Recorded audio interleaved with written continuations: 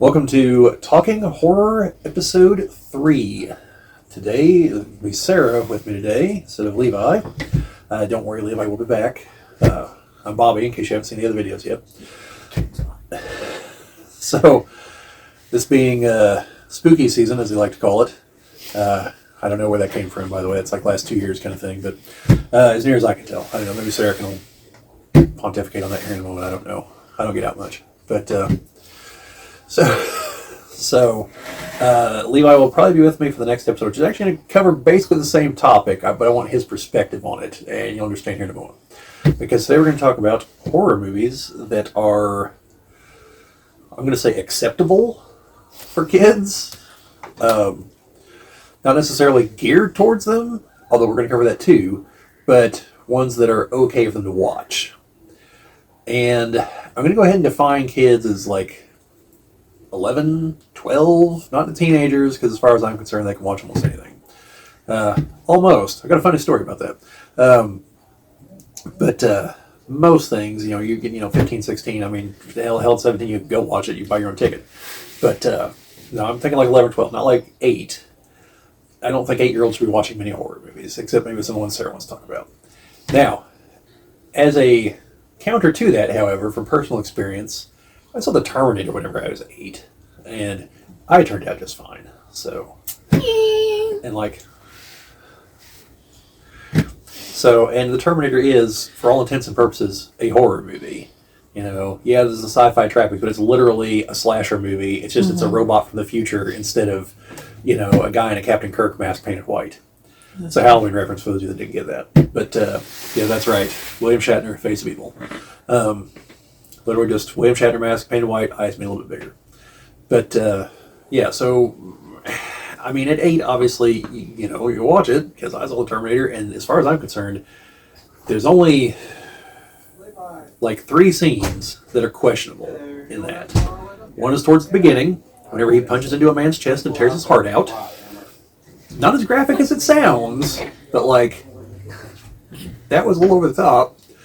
And there are, I believe, 2 sex scenes in the movie. Yeah. I always forget about the one late in the movie because I watch it on TV where John Connor is conceived. And then the earlier one with her roommate and the doofus she was with, and then they both get murdered by the Terminator.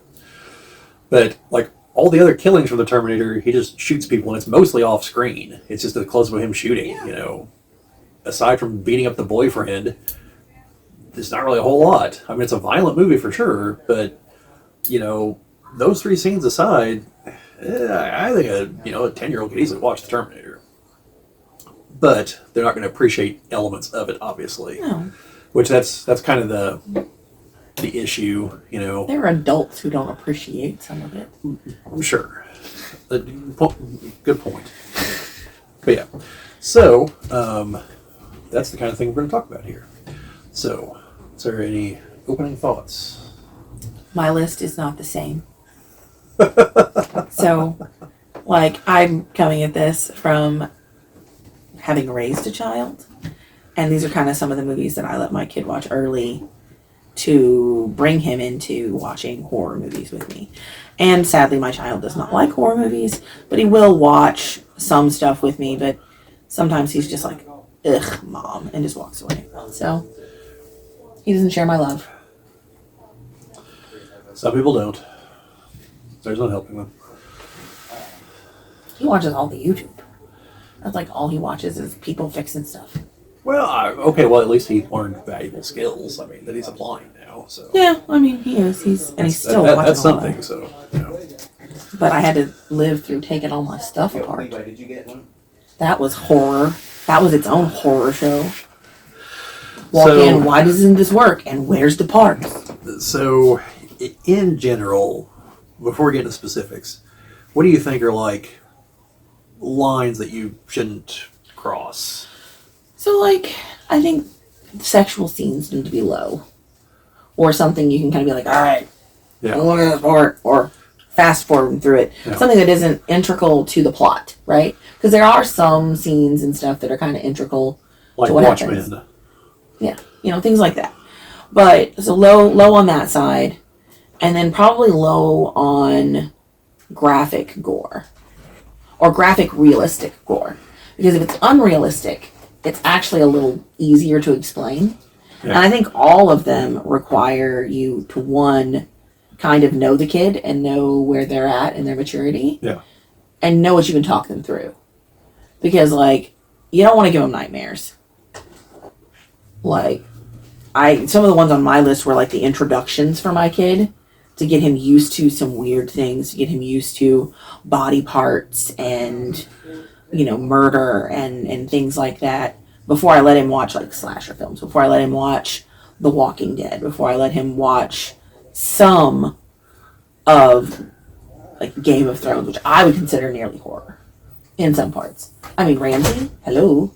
I was thinking whenever the mountain killed, killed what's his name. There are so many different, you know, places to that. So these were kind of precursors that I want to talk about. And then I always think you can do creature features because you can explain unrealistic monsters as being monsters.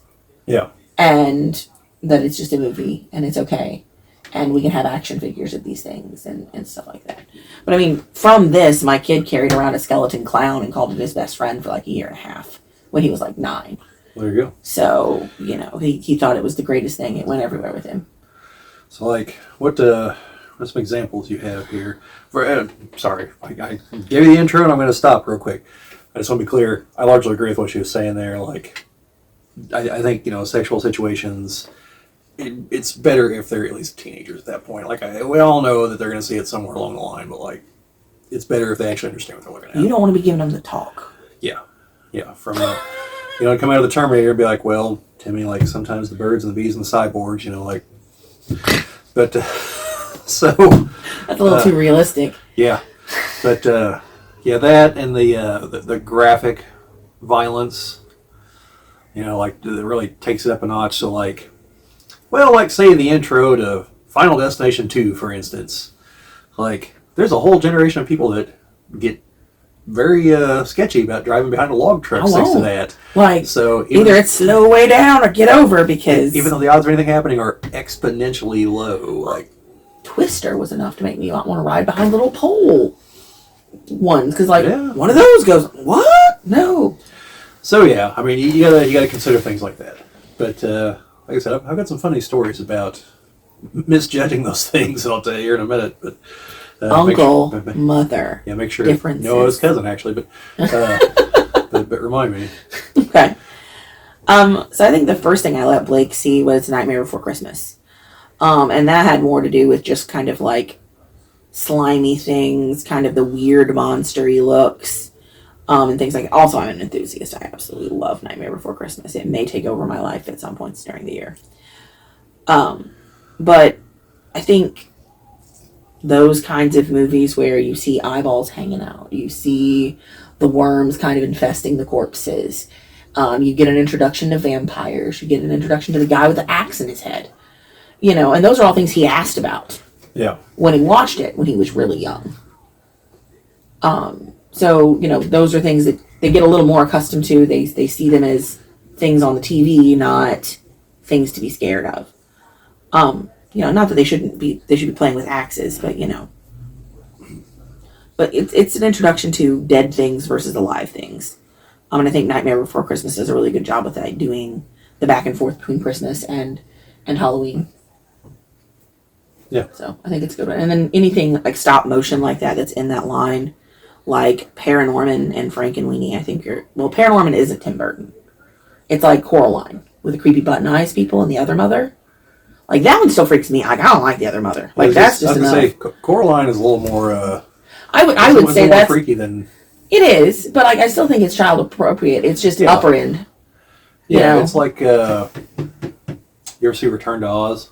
Yes.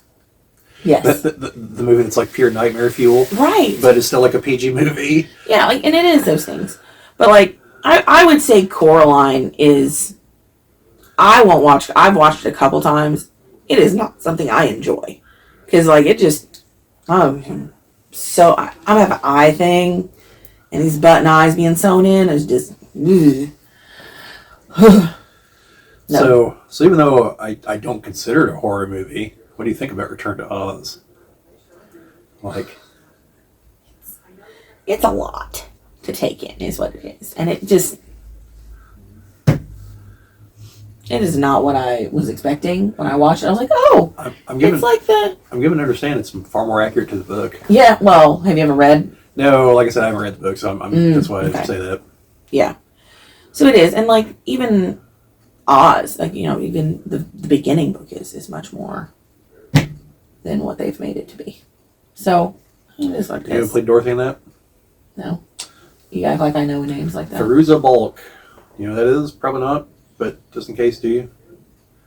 No. Did you ever see The Craft? Oh, yeah. The crazy one? Nancy? Okay. Yeah. Fair enough. Yeah, that was one of her early movies. That, and she's also in The Worst Witch. Yeah. With Tim Curry as the head wizard that shows up at the end. Yeah. I like The Worst Witch. Yeah, I've got the feeling that's a major inspiration for Harry Potter. So. Yeah. You know, I've never put that together. But there are a lot of... I think Maggie Smith's even in it, isn't she? Maybe? We're just misremembering. You're acting like I know. McGonagall, only like 30 years before. Oh, God, I wouldn't even know what to think she looked like then. Well, with wrinkles. Well, I mean, she literally just imagine her with like smoother skin, like that's what she looked like. Like Okay. there wasn't any drastic change. I like barely recognized Betty White the other day when I was watching some old show she was on. The Golden Girls. No. Like older, like the widow that lost her husband No. and like her kids live with her or whatever. I don't know. Yeah, I've only I ever was seen, forced to watch I've, it. I've only ever seen her in the Golden Girls, like Hollywood Squares or something like that. Yeah. There's another show that she was on. There's like Richard Dawson was on it, a bunch of other stars from the 70s, and then Lake Placid. So, I love Lake Placid. Also approved, I think, for kids as a creature feature. Very nifty. But maybe not if you live in like Florida or something. yeah, that's an important caveat. Like, If you live somewhere that could actually happen. yeah, like if alligators are a real concern, or crocodilians, period, are a real concern, maybe not. But I'm a Lake Placid lover. Like, I love the whole giant croc that is this one lady's pet, and she's like cool with the fact that it ate her husband on accident. I mean, that's great. All right. Who needs him? So what are some other ones that you?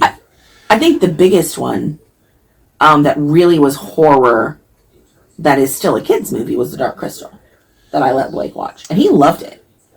So, I want you're sitting down. You're going to brace yourself for this one. I've never watched The Dark Crystal. Yeah, I know. What? I know. I almost went to the drive-in the other night to watch it just because I've never watched it before. You need to. Oh my God. I know, it's Jim Henson at his finest. We are watching. what are Don't they- watch it until it's with me, The because I Scrags, don't. or what are they? Skeksis Skeksis, yeah. and the Gelflings. Yeah. You can't watch it without me now. It's not allowed. Not a problem. I've gone this long without it. Oh my, I watched that movie so much when I was a kid. My grandma rented it for me at the Wildcat Video, and I never returned it. She had to pay for it because it was awesome, and I loved it. I still have my copy of Dawn of the Dead from a video store. They went out of business, though. They never charged me for it. That's funny. But, so on the Jim Henson front, though, you've seen Labyrinth, though, right? Yeah, but I don't think it's as horrifying I'm not saying as horror. Dark I'm Crystal. talking Jim Henson sidetrack here. Yeah, no, yes, and I like it. I mean, I like the Muppets too. Like, I'm just... Well, now for the Jim Henson you probably haven't seen. You ever watch Farscape? Sci-fi show shot in Australia. Yeah, it's Jim Henson Studios. Bunch of, some of the stuff's Puppeteworks. Some of it's people. Most of it's people. Mm-hmm. But yeah, it's actually a really good show. Only had like 3, maybe 4 seasons. Got cut off short a little bit, but they were able to actually make a movie for the finale. It's pretty good. That's cool. Then like half the cast got hired for Stargate SG-1. I have seen it. So other movies I think that are appropriate for kids that introduce the horror theme, like Ghostbusters. Yeah, Jimmy and I were actually talking about this. We were talking about a couple podcasts ago about like theaters, what they're going to have to do to survive and stuff. And we were talking about like the first movie we saw, and I told him the oldest one I can remember seeing in a theater is Ghostbusters. Really? Because I remember seeing, I can So remember what were seeing you like? on the screen whenever the one dog bursts out of it starts to crack out of the Crack shell. out of it, yeah. Yeah, because I remember like The movie definitely startled me. Right. Because I would have been... Well, and there's I like 2.5 when I saw that. and there's that shift in her mood where she goes from one to the other. That's kind of freaky. You know, a lot of that was actually Sigourney Weaver's idea. Really? Like a lot of the possession stuff. Like I see the behind the she scenes. did a good job. Where like she was like really talking it up, and they're just like, sounds good, you know. Keep going, lady. Yeah, No. there's all kinds of stuff, but like Winston was originally supposed to be Eddie Murphy. And it was a bigger role, and then when Ernie Hudson got cast, the role kind of shrank down a little bit. And he's talked about it. He's like, yeah, that's what happens. Like, but I'm famous because of it, and I've got the best lines in the movie, so okay, Right. I can live with that. And in the more recent movies, they kind of played him up quite a bit as well. So I think that's kind of a homage to be like, look, we realize you were good, kind of thing. And I guess per canon, between the first and second movies, he did actually get a doctorate in something, so they were all on the level at that point. But yeah. That's interesting. So have you watched Corpse Bride? No, I haven't.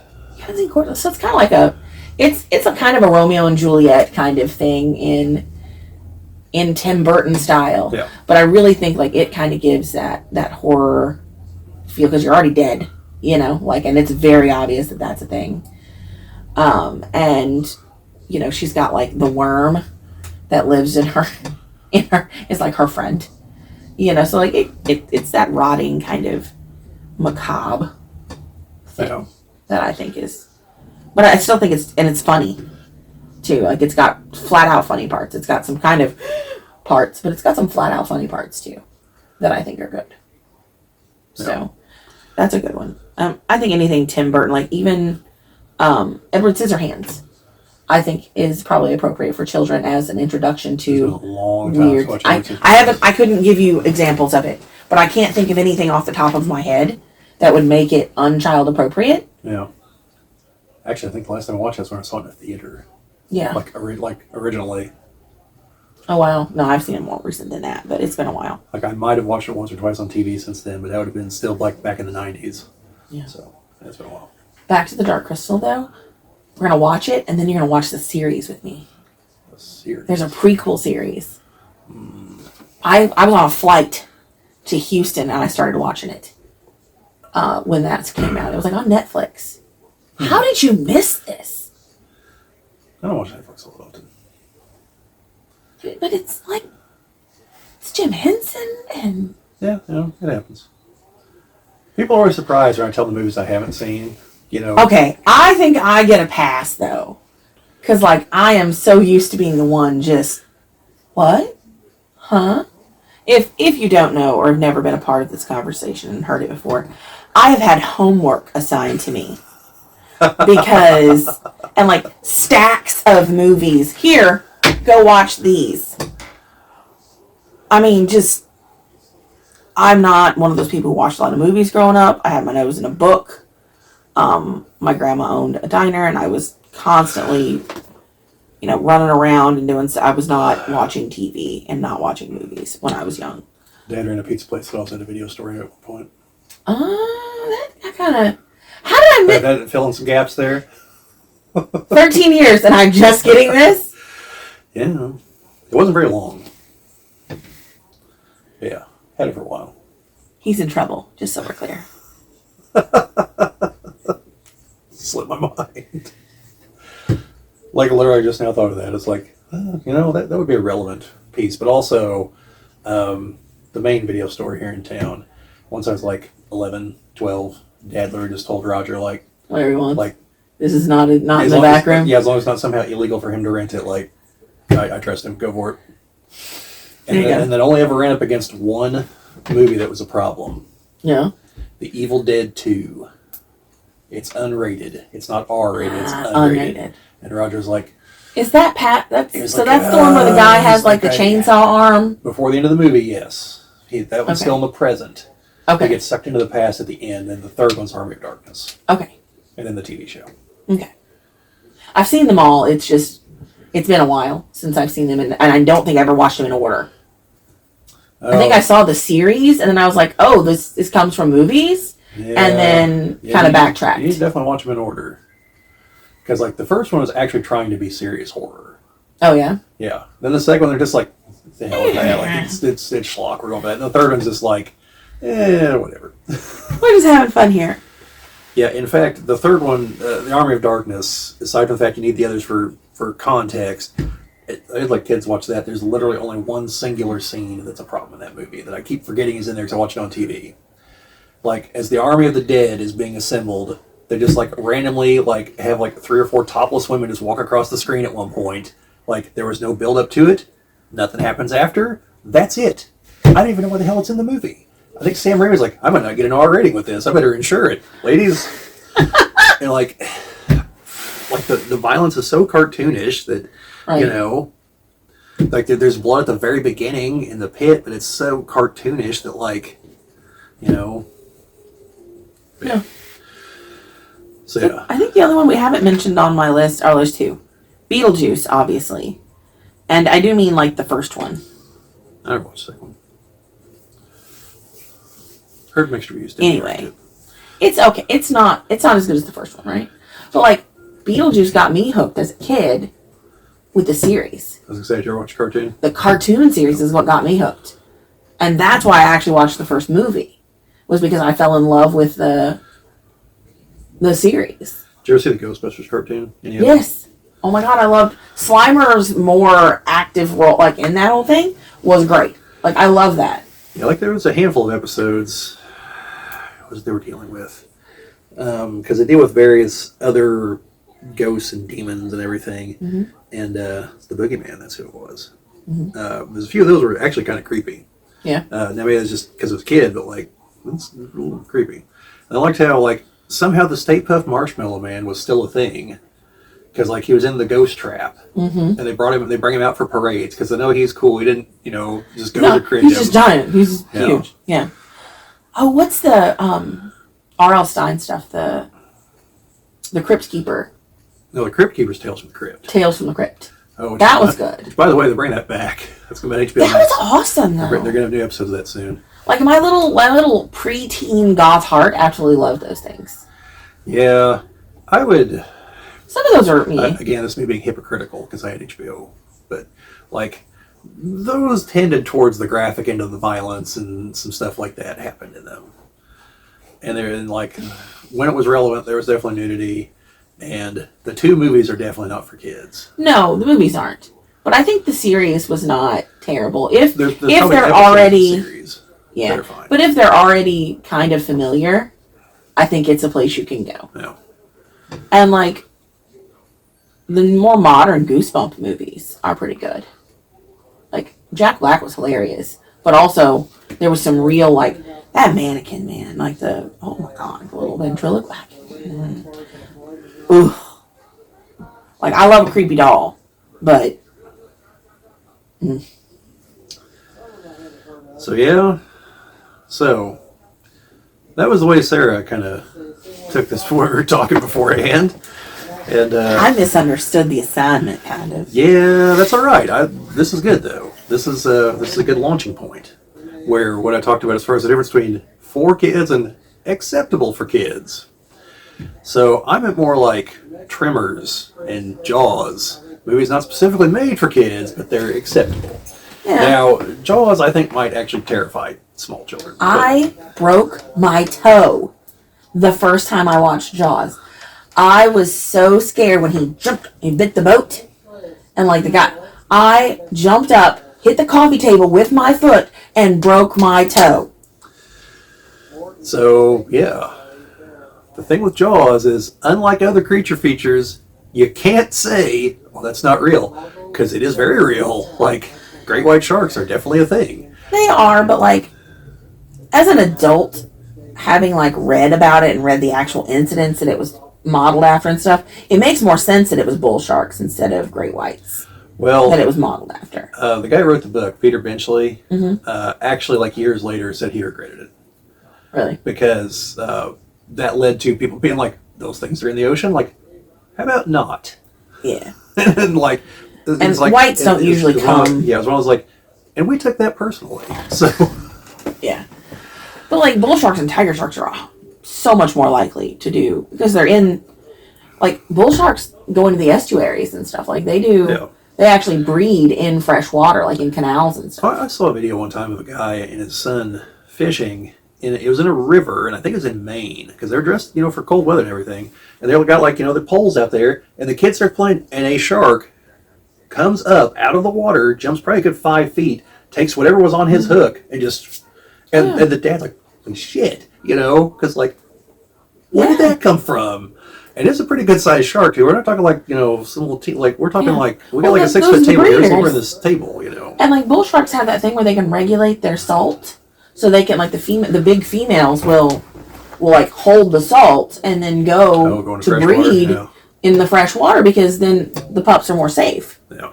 So that's really a thing if you live close to the coast, and they found them. I know as far north as in Alabama and places like that. So, it's just, and that's like Lake Placid. If you live in an area where this is a real threat, maybe it's not as safe for children or maybe it is more safe, and you should show it to them and be like, this is why we don't swim in the water. So, the thing with Jaws, and I totally forgot this until I saw an advertisement in front of some other movie for it. I think me and you went to go watch the movie, and the Jaws ad came on. And I'm trying to think of what it would have been. It would have been down in Jasper. I know, but it would have been recently, because it was the 50th anniversary. And so it was is a PG movie that has all this stuff that's in it. And I was like, what PG movie would have all this stuff? And I was like, oh, it's Jaws, because it's before the PG-13. So, and there's not enough in it to make it R. So, yeah. So that's the thing with Jaws. Most of the movie is totally fine. It's really only once they get on the boat towards the end and you actually see the shark. You've got the build-up and everything, but kids, and you don't really see the body parts of the person that gets killed towards the beginning. And you only see so much of the kid getting killed. He's mainly being thrashed around in the water with red. But then towards the end, once it starts attacking the boat, you see how big the shark is and the teeth and everything, then it's a whole other ballgame. But, the only problem with Jaws is kids might find it boring, actually, believe it or not. So when Blake was probably 10 or 11, we went to go, or whenever Megalodon came out, right? Yeah. Meg, I guess it was Meg. The Meg. So they ran it where you could go to the local pool and sit in your little floaties, and they projected it and you could watch Jaws, and then they put the Meg on.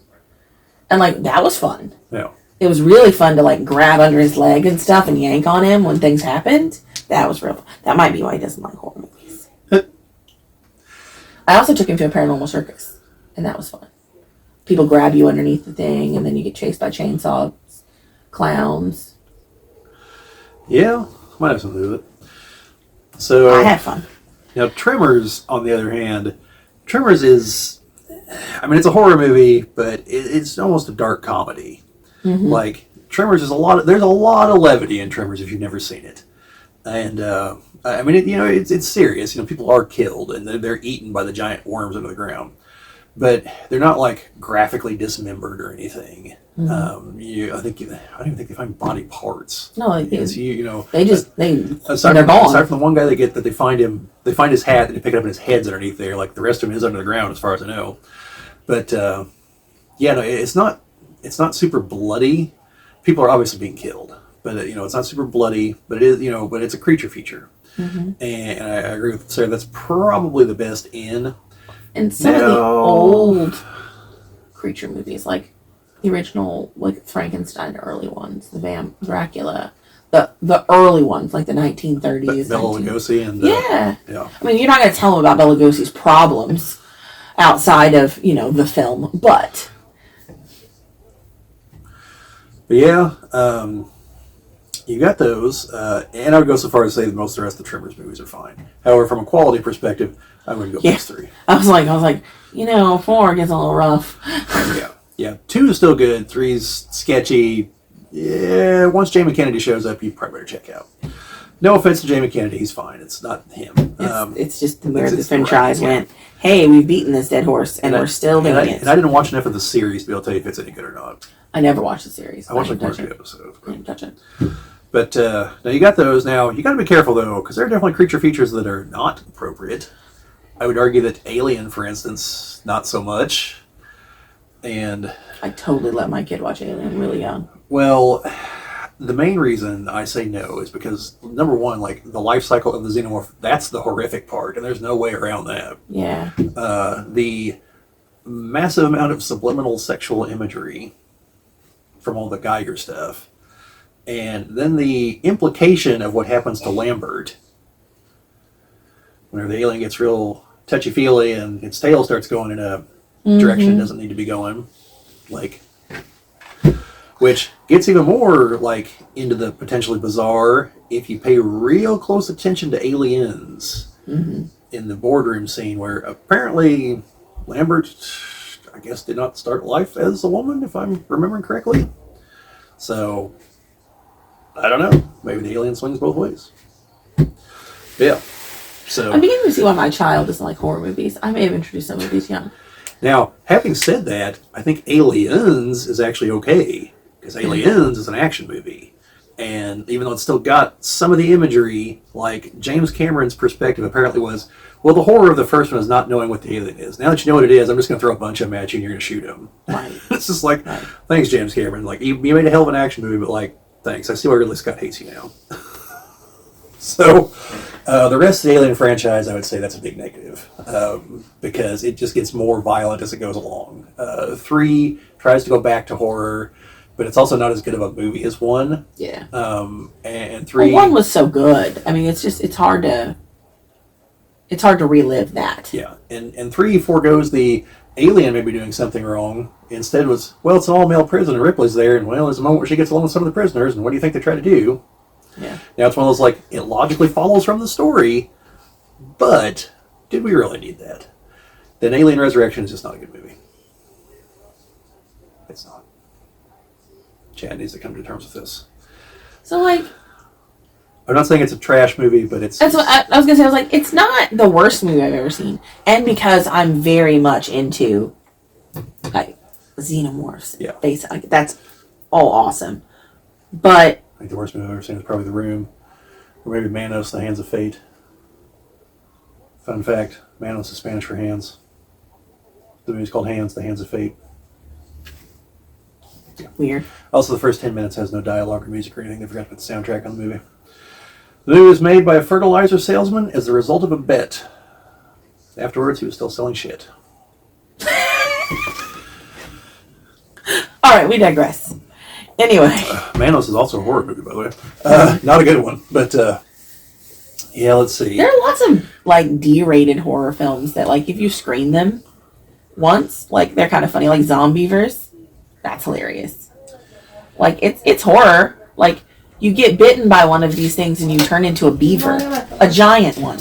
Yeah, I've been trying to think of any zombie movie that is actually acceptable. And the only one I can think is a maybe is Warm Bodies. I think that was the name of it. Nicholas Hoult. Yeah. Where he plays a zombie. Because I'm pretty sure it doesn't feature the one defining feature that almost every zombie movie has. At some point, the zombies eat. Yeah. I was like, nom. That was actually a big thing with the original Night of the Living Dead. Like, no one was expecting a movie that actually had people eating people in it. And they were like, oh my god, but let our kids go watch horror movies. Like, well, you know, maybe you shouldn't have.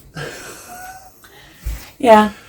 So, like, so most of, like, the Romero zombie movies, no, just because and again, I'm being hypocritical because I saw Night of the Living Dead when I was like 12, but, you know, it also freaked me out. Right? Like, so I remember the first time I watched it, like, we had no business. But, like, we were being watched by this aunt that we knew really wasn't going to pay attention. So we just kind of, like, slipped all the movies we wanted to rent in, and she never looked. So we, like, put it in the middle of all, like, the Disney films and stuff. And as soon as she conked out, we watched it, and we had regrets. Was the black and white one or the 90s color remake? It was the black and white one. Because I actually saw the color remake first. Really? Yeah. Yeah, because Joe Bob Briggs, who I've mentioned numerous times, kind of like Elvira, but, you know, a guy from Texas. Not really from Texas, but he pretends to be. He's a movie reviewer and everything. But anyway, they would run both of them. And usually the black and white one first and the color one. And I never watched the black and white one. You know, it's like 12's like a black and white movie. Screw that, you know. And wait, the color would come on. And yeah. Like, yeah, so I was like, oh my god, the dead people coming back to life eating people. Like, that's not good. That's not good at all. What if that happened, you know? It was a lot. Like, we were just like, we didn't sleep. the rest of the evening. And like we were trying to watch like the Disney films next. We were trying to watch something that was a little more chill, and we just couldn't get it out. See, well, speaking of Disney, there are at least 2 Disney horror movies. One actually just came to Disney Plus, and a lot of people thought it wasn't ever going to, because everyone knows about the movie, but it's one of those movies everyone just thought Disney was like, oh, what are you talking about? That movie doesn't exist. What? No. Like the whole cornucopia thing in the Fruit of the Loom symbol. How Fruit of the Loom swore up and down that none of their emblems ever had that. And people are like, yeah, it did. And they're like, no, it didn't. And then they're like, well, what the hell do you call this? And they found one. And Fruit of the Loom was just kind of like, huh. Like, the official Fruit of the Loom count was like, beats the fuck out of us, you know? So, yeah. And it's called Something Wicked This Way Comes. I actually watched it again last night. I haven't seen it since the 80s. Because there's a scene that I keep seeing that I've been seeing in the back of my mind forever. Can't figure out what movie it went to. The internet says this is the movie it goes to. The internet was wrong, by the way. Still haven't found the movie. But, so, like, I see why it thought it was this movie, but it's not it. So what's the other one? The Black Hole. I don't know. Watch The Black Hole. Oh. And people say, oh, that's not a horror movie. The hell it's not. Like, they're in the future. There's an explorer ship, and they come across a ship that's stuck orbiting around a black hole, like a gravitationally stable point. They go on board. Spoiler alert for a movie from the 70s. You've been warned. And, like, all the crew have been replaced by, like, cyborgs and robots and stuff. And, like, there's only one human being left alive. And he did this to all the people. And at the end, like, they get sucked into the black hole. So you see what, like, they go to the other side. Meanwhile, old, what the hell was his name? The professor from the ship rides it out in his robot Maximilian and winds up in, like, robot hell at the end of the movie. There's just, like, flames shooting everywhere in the robots, and he's stuck inside it. It's like, this is literally just robot hell. Like, this is a horror movie. Like, there's nothing else you could call this. And so, yeah, like, it's a thing. You should watch it sometime if you've never seen it. Yeah. We'll tack that on to after we watch The Dark Crystal. Yeah, but, yeah. Did you ever see John Carpenter's Vampires? Okay, the Cardinal that was betraying them. Yeah. He's the professor on board the ship. So imagine him with, like, wild hair, and, you know, like, he's like, you know, all sensible. No. And then, like, stuff starts falling apart. It's like, fuck him, you know, and sends the robots after him and everything. And, yeah, just wild, crazy-eyed, hiding inside Maximilian and robot hell at the end. Yeah. So, no, Something Wicked This Way Comes. That one is made so kids could watch it. There's nothing objectionable I saw in it, other than I'm still not entirely certain what the hell happened in that movie. I'm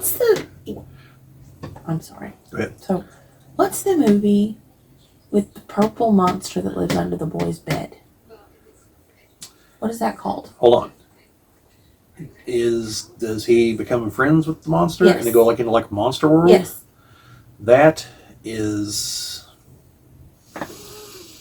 Give me a second. Fred Savage is the kid. Yep. The monster, I don't think he's purple, I think he's blue. Is he blue? He is... He's got weird horns. Yeah. He's really blue? I think so. I could be wrong. He's played by Howie Mandel, if I remember right. I got I'm sorry. Little Monsters. I'm pretty sure is what it's called. Little Monsters. He is blue. Why did I think he was purple? I think there are some that are purple in the movie. Wow. Yeah. He looks purple here. Yeah. Like in the cover. Is it Howie Mandel? Yeah, it's Howie Mandel. Yeah. Little Monsters. That was good. That was cutesy. But it's a comedy. It's not really a... Yeah. But I mean, you know, still something under your bed that leads to another world. So, but then we have another, like, weird middle ground of horror movies that aren't R-rated. But I don't know if I'd really let kids watch it. Like Poltergeist. Yeah, no. Like, that's, as far as I know, that movie's PG. It might be PG-13, but I think it's PG. But it's directed by Tobe Hooper, the guy who directed Texas Chainsaw Massacre. Yeah, no. It's produced by Spielberg. I think I'd let my kid watch the Texas Chainsaw Massacre first. Well, in its defense, and I keep saying this, people don't believe me, like, most of the horrific stuff doesn't occur on screen. No, but I think that's part of the horror of it. Oh, it is. You it can is. It knows you just can when, make it it knows in your just when to cut head. away, so it gives you enough, and then you just run with it. Yeah, like I think that's part of, and I think that's why it's worse for kids because there's no. Yeah. It's open ended for that part. You know, like your brain gets to conjure the worst thing in kids. Yeah. I would not let them watch the second one for sure. Yeah. Dennis Hopper running around. I don't mean his character. I mean the actor running around high on cocaine in the underground. You've seen it, right? Yeah, runs around. It's all coming down. Tearing up. The lords are coming. Just chainsawing support beams, and it's spectacular. But like, kids should not watch it. That movie just like stupidly sadistic. Like the scenes like where people are being like tortured and murdered. Like they just go on like long after other movies would have just stopped. They're just like, nope, we're just going for it. So yeah, and Bill Moseley as Chop Top. Great performance right there. But like Poltergeist, probably not. Mm-hmm. Now something like Gremlins, I wouldn't have a problem with, even though it's not a kids movie. No, but it's okay for them to watch. It's one of the two movies that's responsible for the PG-13 rating. It's kind of so like Gremlins for me, like it's kind of weird when they change, right? Like when they go from cutesy to add water and feed after midnight, and you have a problem. Yeah, and I think that could freak kids out with their own pets and their own stuff, just depending on how old they are. Like, oh, what happens if I do something? If something like that happens. But, yeah, like as an adult, it comes across as funny, but like they are killing people in the movie. Yeah. So, it's one of those deals. And where Gremlins is one of those movies I didn't watch till I was an adult, so I don't know what the kid perspective is from it because I was an adult. I'm pretty sure I saw it when I was a kid. I know because I saw the second one in theaters, and it wasn't too long after the first one. Yeah. The second one's pure comedy. It's not horror at all. Yeah. But yeah. I had a hamster named Gizmo, and I didn't know why. My dad named it. Yeah. Yeah, I'm pretty sure he named it after the movie because he was a little brown and white spotched hamster. Yeah. What do you think about Predator? Because it's a horror movie disguised as an action movie. Whose end credits can be put to any theme song you can imagine. It checks all our boxes of things that they shouldn't have for children. Yeah. But I don't know that I want. Like, it's not heavily edited for TV. No, not at all. But like, because like I think the main scene is when he's I think it's Billy when he tears his head off and cleans his skull. Yeah, like no, but there are children that would be okay for. Do you know what I mean? Yeah. Like well, exactly in general, I saw it fairly early on too. Yeah. In general, no, but like there are kids that would be completely fine for. I think. Oh, funny side note here. I think some of the war and the war stuff is a little more. Oh, when they hit the base. Yeah, like I think that's a little more disturbing because it's more real life kind of thing. Yeah. Than the other. Yeah. So whenever the second one came out in theaters, I'd already seen the first one, and they wanted to screen the second one before I watched it. They didn't have a problem with me watching Terminator 2. I saw it in theaters. I don't even know what to say. No, it gets better. I saw Total Recall in theaters. That is still like one of the most violent movies I've ever seen. Yeah. Like just the sheer body count in that movie. Plus, the one with the extra attributes on Mars. Yeah, that was one of those like, oh my god. And I was like, for real? What's going on here? Mom, watch it. God damn it, Mark. I didn't know I was in there. That happened a lot. But, yeah. So there's like a whole genre of like TV horror movies. Yeah. So like the original Salem's Lot, it's just fine. It was a TV movie. Yeah. There's a movie called Duel. It's one of Steven Spielberg's earliest movies. It's this guy being chased by some psychopathic truck driver out in the middle of nowhere. He's trying to kill him, but like it's a made-for-TV movie. So like, now that one's the maybe because like. So like one of the things that could happen. One of the things that I shied away from with Blake, with any kind of horror or slasher film or anything like that, was, and not slasher films, because I didn't want to introduce humans as the real monster, even though that's really the truth, right? Like, that's one of the things, is humans are the real monsters. Yeah. But I shied away from that because I didn't want to introduce that theory to. I didn't want to ruin his view of the world that early. You know, like, I didn't want to. Well, I totally understand that. There's a perspective I saw someone explain one time, though, as far as like fairy tales, which plays into this. Yeah. And the point of them isn't that monsters exist. The point of them is they can be beaten. Fair enough. And so... But, like, are we talking Grimm's fairy tales or this washboard version? Well, we're talking where there's a happily ever after, which we all know really just as the story decided to stop at one point, because there's... Like, in the long run, that doesn't actually happen. But like I said, you know, and there's a quote, I want to say it's from C.S. Lewis, and I'm going to horribly mangle the quote, so I'm just going to cliff notes it here. Basically, he said that, I think it was people were criticizing some of his works and stuff, and he was like, is it better to give children some measure of hope, even if everything is hopeless, than to have them go their whole life in grim, dark hopelessness? Like, even if the hope never materializes to anything, isn't that better than just being a sap ass the whole time, basically? Yeah. You know, better to have loved and lost than to have never loved at all. Yeah. You know. So, like, in raising my kiddo and, like, just doing those kinds of things, like, we introduced the concept of, we never shied away from pets dying. If the goldfish died, the goldfish died.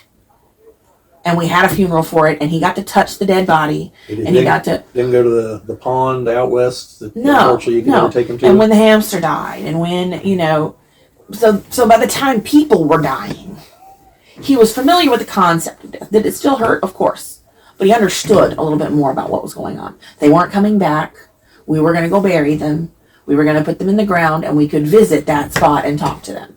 Because it's stuff he did with his pets. You know, like, we never shied away from death. We never shied away from real life topics. You know, when I had a kind of a rough family, so sometimes when bad things would happen, we talk about them.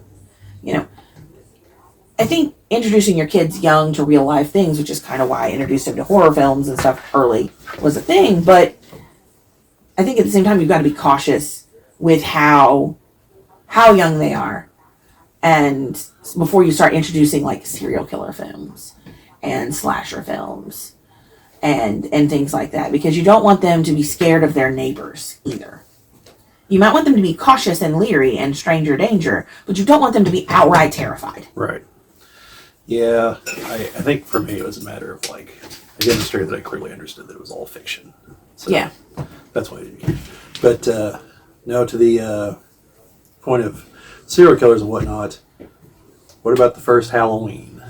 You know, I hate the Halloween series, so I don't even know how to quantify talking about it. Like, I think it's dumb, and I've let him watch it. Like, look how stupid this is.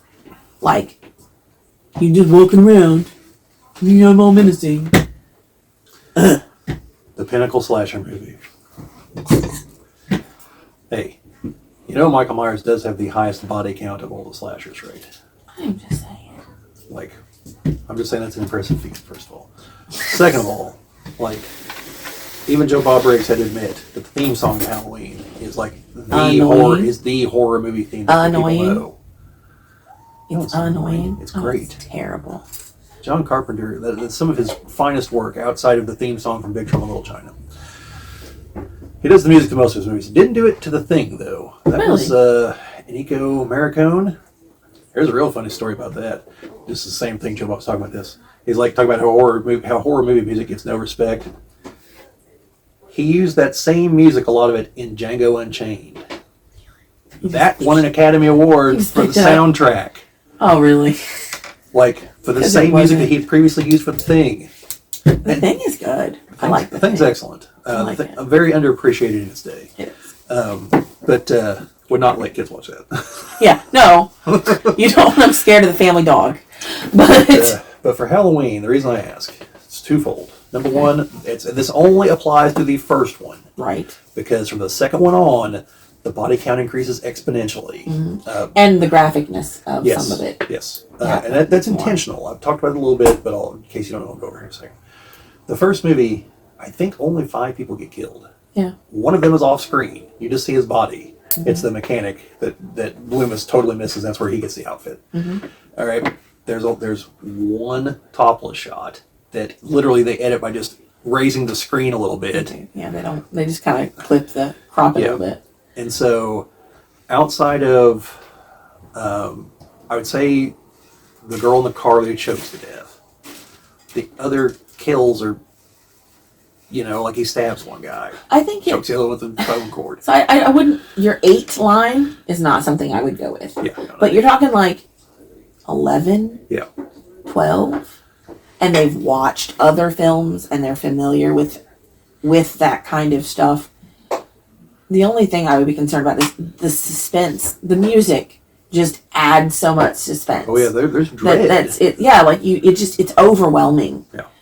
And if you're really into it and you're very focused, if you have one of those individuals who hyper focuses, I would not, because the mental part of that movie would be bad for them.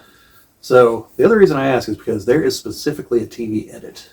I don't mean like channels made it. I mean like John Carpenter made a TV version while they were filming the second movie. They made it for NBC. It's one of the only TV versions you can buy it on DVD also. Huh. Because they made new scenes for it. Oh, Because the first movie Adjusted? the first movie doesn't in any way imply that Laurie's his sister, but the second one is going with that.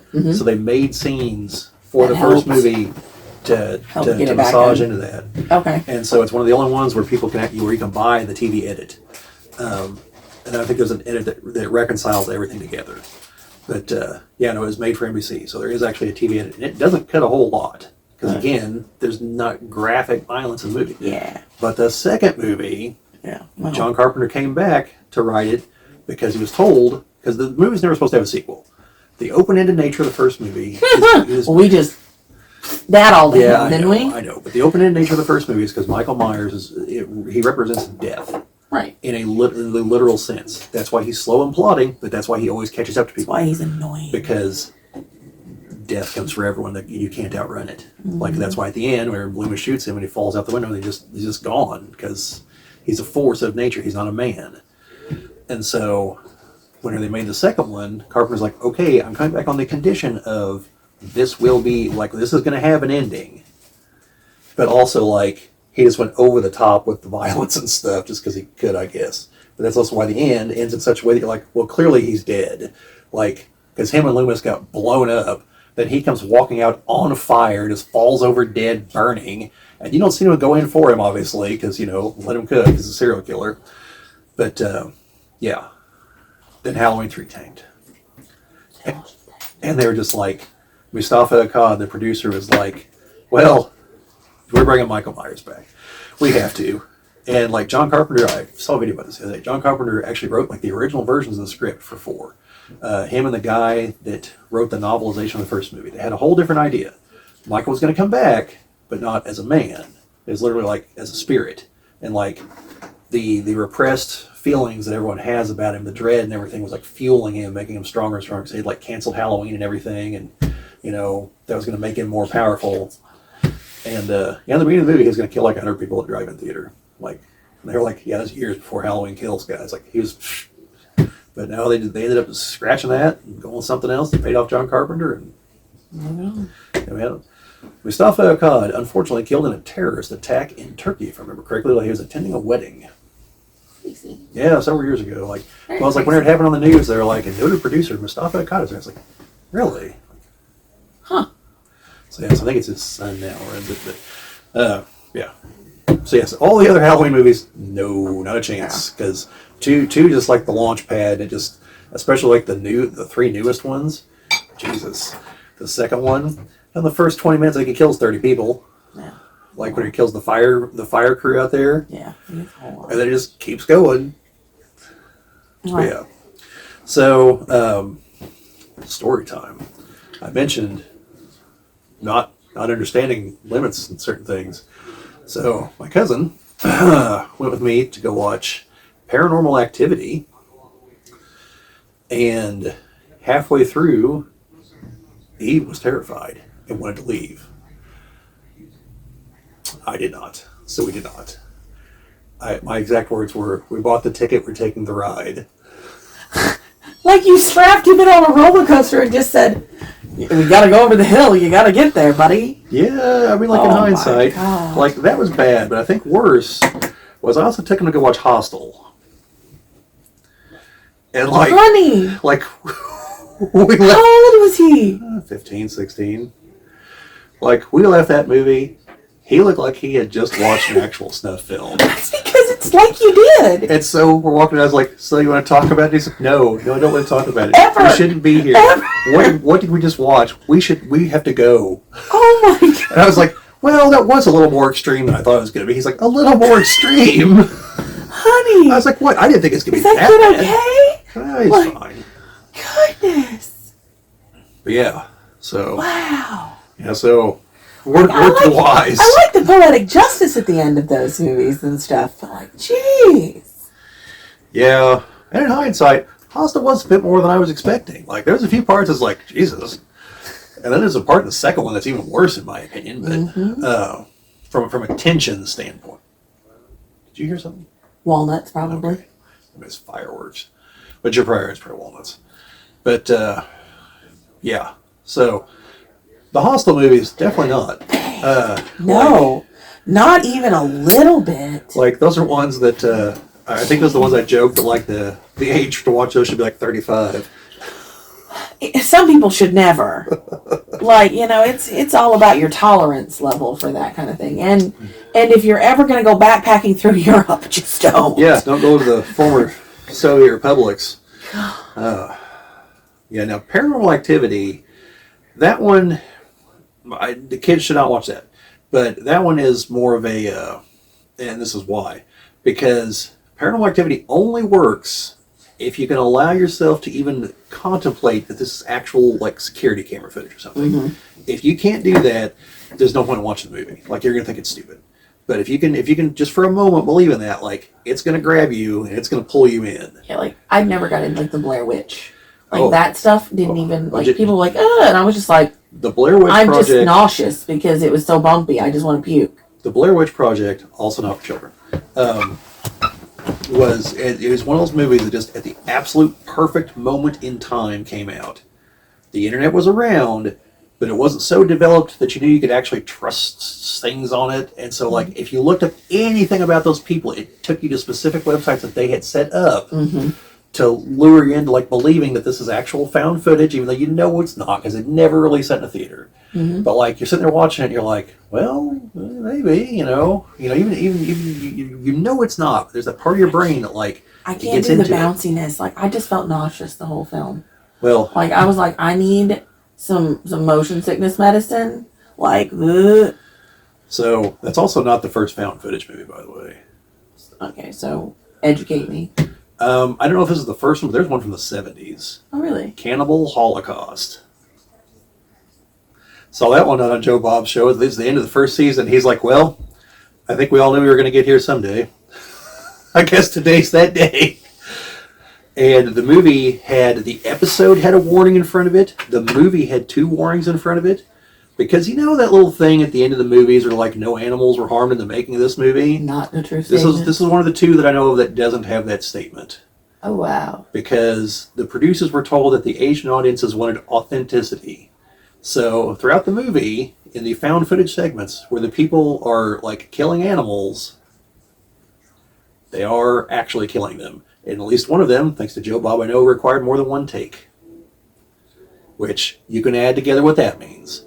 So yeah, Joe Bob, that was one of the reasons he was like, it's not so much the content of the movie or anything, he's like, but the fact that we know what really happened here, he's like, and to be frank, like, their characters deserve to be eaten at the end of the movie.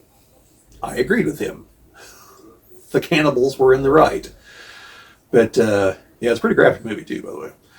And then I don't think I want to watch this one. Like, I think I can just leave that one off my list forever. Well, there's a remake of sorts. The Green Inferno is basically a remake by Eli Roth. But like conceptually, it's a remake, but without the legitimate animal cruelty. The other movie, by the way, is Apocalypse Now. Oh, okay. Very end of the movie, you see the tribes people like slaughtering a bull. Yeah, that's what you're seeing. So, yeah. Interesting. I think there's a few other movies like that, but they're the two that I know of, for sure. But, yeah, Cannibal Holocaust, definitely not for kids. Yeah, I'm trying to think, because I know there's some others. But, like I said, like a lot of the TV horror movies, like a lot of the Stephen King TV horror movies, I think would be acceptable. I would let kids watch, like, not all, like, I don't know. Like, I think The Stand would be fine. Yeah. It's 5.5 hours, but it'd be fine. If you can get them to sit that long. At that age, getting them to sit that long might be a thing. I honestly think Maximum Overdrive would be fine. There's only one or two the kills are even bloody. For the most part, I think it'd be okay. It's kind of freaky, though. Yeah, it's a freaky concept. Like, you mean my car's going to attack me? You mean my, see, that's the thing, though. None of the cars people were driving ever got taken control of, which I always wondered about. Like, that doesn't make any sense. Because we know it's aliens from the end of the movie. Yeah. And we know they were, like, I guess micromanaging, unless they literally had, like, a beam that, like, kill people, you know. I have to assume they're actually, like, micromanaging the machines somehow, which would be an awesome undertaking. But let's assume that's happening. Like, it'd be like, okay, well, let's send cars after this one, or let's just take over their car and drive them off a cliff. Like, one of these is far more efficient than the other, but the other's more fun. Alien Joe, okay, Alien Bob, let's do it. I don't know. I love how they're doing Bob. Well, I don't know what alien. Like Gorg and Morg. I don't know. He doesn't like want to do like the clicks or the weird. Yeah. He wants to call him Joe and Bob. Yeah.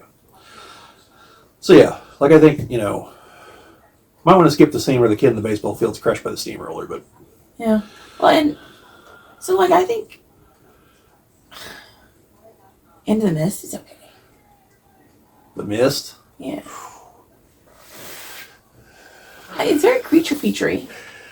Why wouldn't just pick a point in the movie and stop and right? Just You might not watch the end. So everyone made it. They're fine. They all lived. Lived rich, fulfilling lives. I think maybe. See, and I've read the book more recently than I've seen the film. So in the book, the book that doesn't happen. It doesn't happen. They actually just like it just kind of keeps going. Yeah, because Stephen King. Okay, I take that back. The movie is not so great. Because Stephen King has said he likes the movie ending over what he came with. Because it's it is. That's like an Outer Limits ending. Woo. It's whoo. Because there she is with her daughter driving by with the police. The second kick in the pants after I should have just waited 10 seconds, followed by we should have just followed her. Yeah. Carol from The Walking Dead. Yeah, like 3 of those people wound up in The Walking Dead. 3 of the actors. Yeah, they do. That's because Frank Darabont directed the movie in the first season of The Walking Dead, so. Okay, that makes sense. But, I would think Dreamcatcher would be fine. There's language, and there's 1 or 2 gruesome scenes, but, overall, I think, like, the plot, it's an alien invasion, some monsters. Probably not it. I wouldn't think so. No. A little bit older, like 15, 16 is fine. But here's the thing, like, I have friends who, like, they're like 7-year-old fell in love with the whole concept. And like, she did Georgie, she has been the clown, she has, like, she thinks the whole thing is like, it's all about knowing your kids. And knowing what, and knowing that they're essentially good people and you're going to make them good people and you're not going to let them become, a little unhinged from what's going on. It's about balance and being able to talk to them. Because, like, I didn't let Blake watch anything without talking to him. And, there were things that I was very open about that, hey, if something in this bothers you, let me know. Yeah. Like, my parents didn't really care. Like, I didn't get policed a whole lot. Like, my grandma was very much into, like, serial killer documentaries and all kinds of... I remember because I stayed at her house a lot, laying at bed at night and listening to all of that. And, like, that freaked me out more than being able to watch it and put the face to what was going on, to have to listen. I know there was a little kid in the theater when I went to watch Red Dragon. Really? Yeah. Yeah, because he piped in at one point. My cousin looked at you like, kids. I was like, he's like 10. Like, what the hell is he doing watching this movie? Right. Like, Jesus. Like, they know this is a prequel to Silence of the Lambs, right? Like, come on, people. No. All right, we're gonna wrap this up. Yeah, probably. But yeah, I thought I had some other examples, but This is why I took notes. yeah, I know, but I try not to do notes for the interactive ones. I need It notes. makes it more realistic. I do notes for the short videos. Yeah. Like I make little note cards. Of course, then the problem is like I get going too far into the weeds and realize I should have written notes about the notes. This is why I keep telling you to like come back. I'm like, we digress. Come on back to me here, honey. But yeah, yeah. This is my thinking face. Yeah. Yeah, I'm just trying to think if there's any other like examples of like movies that are like not necessarily horror, but like close enough. Yeah, like maybe Legend. Yeah. You know, it's got some creepy parts to it. You know, Some really sad parts to it too.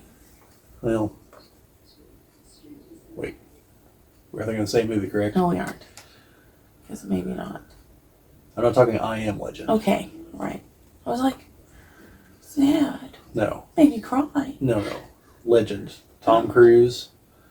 No. It's like a fantasy movie. Tim Curry is the darkness, the giant devil. I know you've seen it. We watched it. All right. Listen, we've seen so many movies and all these names. Soundtrack by Tangerine Dream. Okay, well that's just going too far in the weeds for me. But like, I do remember the devil and Tim Curry. Yeah, and I don't know what kind of mixed metaphor they're going at the end because he's defeated by the fact he falls in love with the woman. Like he's beaten by the one good emotion he had. I think the lesson there was like, if you're evil, just be a total bastard and don't ever repent. You might win. Because the moment you show that hand of weakness, you're done for. Very much so. That was a Ridley Scott movie, you know. No. Yeah. Huh. Yeah, Okay. Ridley Scott has his non-alien, non-Blade Runner tracked years before Gladiator.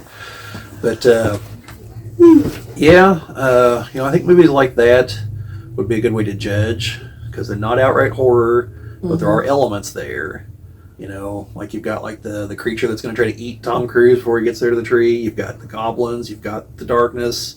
You've got they're trying to kill the unicorns, which are For me, I think that is the same thing as like Dark Crystal and Labyrinth and things like that. I think these are all very similar. Yeah. High fantasy with that element of creepy darkness looming evil Yeah. that is there. You know, and something has to prevail against. So, how do we mention zombies? Do you think Resident Evil is removed enough from the horror elements, replacing it with the action elements? I don't know. Because it also doesn't feature the one staple of like no one is torn apart limb from limb like what normally happens in a zombie movie. Yeah.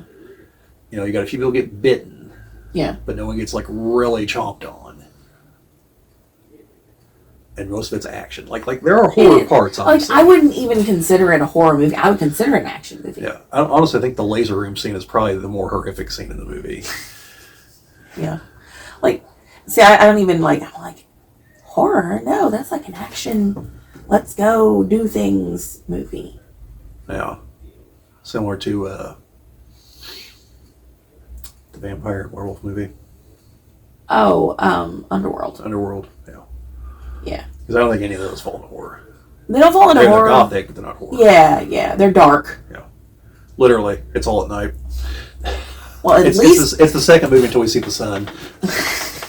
yeah. But I mean, I think those are. If the kids are into creature features, they would be into like vampires and werewolves kind of thing. But again, there are some overtly sexual stuff in those. Some of those. Yeah, yeah. Well, I mean, that's kind of the problem with most vampire movies. Is like that's a very once you get into like the 70s maybe, like that's just kind of part and parcel with vampire movies at that point. It is. I mean, like even the Lost Boys. Yeah. Has a sex scene in it. No nudity somehow. No, but Through the magic of editing, but it's there, you know. And if it weren't for one scene in that movie, I would say it'd be okay too. But there's that one scene where they're like, all right, Michael, time to show you what we really are. We're going to go tear these guys apart. Yeah. And it's like, oh, guys get torn apart while Run DMC's playing. That's awesome. Like, but I mean, that song notably not on the soundtrack. Really? Yeah. Pretty sure. I've got the soundtrack. I'm pretty sure it's not on there. See, like... Yeah, like if it weren't for that scene. I'm also not a Lost Boys fan, and I know that's great. just... So, total sidetrack here. Told you the old Alamo Draft House is running like a bunch of horror movies up there. So they're running that one. I think it's on the 30th or 31st. But it's under the, like, queer film theory. And I was reading through it, and I was just like, I think this is a bit of a stretch. Like, I get it. Most vampires were guys. I can see where you're going with this. I mean, have you seen the saxophone guy? Tim Capello? I mean, I'm just saying, like, if there ever was, like, some leather people panting. Hey, if I had Tim Capello's look, I'd be walking around the world without a shirt a lot, too. Like, just saying. Hell, Tim Capello now is still pretty ripped. Like... but he is very fake tanned now. Yeah. But, no, like, they're talking about, like, I think between David and Michael. And the whole time I'm reading it, like, I kind of get what you're saying. Yeah. But... First of all, David was also turning Star, and I'm pretty sure it's because he was attracted to her. Star was definitely attracted to Michael. Like, that was definitely the romance, and the shitty sequels prove it, because that's the romance that gets talked about. Don't ever watch the sequels to that movie; they're terrible. Yeah, I was like, don't do that to yourself. But like the main problem I have with this one, Star and Michael clearly have the romance. Michael's not attracted to David. Like, there's not in that respect. But I see that there's that kind of tension there. Yeah, like, I get where they're going, because, again, it's the all-male group, they're all pretty boys, like, I get it. But it's also totally ignoring that, like, half the reason he's trying to get Michael is because Max wants Michael's mom. Like, it's all a part of a larger plot. It's not because David is like, I like the cut of his jib. I mean, you guys are fine, but, like, come on now, look at this specimen of manhood over here. Like, no, you gotta be going for Tim Capello. But Tim Capello still believes, so... So yeah, no, and even in the write-up at the end, it's like, yeah, I know you're gonna go on about the romance between these two, like, whatever. I'm just like part of me is like, this has to be a bullshit write-up. It has to be, but maybe not. I mean, like, you look at Interview with the Vampire. Yeah. Although I didn't read that one, but I did read the other. But I did read. So like, I did read the next two books, and there Anne Rice tried to explain it. It was a matter of, it wasn't so much that Lestat was attracted to Louis. It was that, well, number one, they don't feel attraction that way anymore. Right. Because he actually laments at one point, like, looking down, like, well, this thing doesn't do anything anymore. Yeah. But also, like, he was from an age when women were not worth talking to, in his opinion. Right. Because they were uneducated, except for his mom. Yeah. Like, so that's why he's looking for another guy. That's what he was used to talking to. But, obviously, given the nature of the whole vampirism thing, you know, it still comes across the other way. And I'm sure there's elements of it, for sure. Well, and I think in that kind of immortality thought process, that it is, you're going to try a little bit of everything at some point. I mean, human beings get bored. Yes, and the X-Men comics delved into this. Yeah. With Apocalypse, who's like 5,000 years old. Yeah. And whenever they had the island recently where all the mutants were, like, he definitely was in a relationship with a dude at one point. Yeah. And he was just kind of like, he's like, I got a wife and kids somewhere too. Nothing new under the sun. Yeah. You know, kind of thing. Kind of like where Gambit, like, approached him and he was like, he spoke to him in Creole, and Gambit's like, I speak every language on earth. I'm 5,000 years old, dude. Like, yeah, get real. Gotten it all. And I think that's kind of a thing. Okay, we've really digressed. Yeah, I know. So yeah, we got things to do. Sleep. Those are things. So yeah. So we gave you some examples. I moved the whole table. That's all right. So we gave you some examples of movies that we think work, movies we definitely think don't work. Lots of side commentary. Lots of side commentary, but that's what you folks are here for, I think. I haven't got a single message that says they're not yet, so I'm assuming they are. I mean, that's what I listen to. I listen for the side commentary. I mean, Jim and I have been like actually trying to work on side commentary, but excuse me. So let us know what you think down in the comments. Are there any movies that you feel are appropriate? Because I think that's going to be the, like, you can tell me movies you don't think are appropriate because, hey, engagement, great. But that's like, one of those two lists is shorter than the other, you know? So I think it'd be more productive for everyone if you went for the movies you think are appropriate or like just some general outlines, or where you think The line is. like I said, I think, at 17 you can buy your ticket for an R-rated movie. At that point, society has decided you can watch basically anything, almost anything that'll be in a theater, because they don't run X-rated movies in theaters very often. You didn't go to those theaters? No, we live in the middle of nowhere. None of those theaters are around here. Even if I wanted to go to them. I don't either, but I mean, I know they exist. And in fact, I think the last movie that had the last NC-17 movie that was actually wide released was Showgirls. Really? That was back in the 90s, and that's an awful movie. Jessie Spano, is that her name? From Saved by the Bell?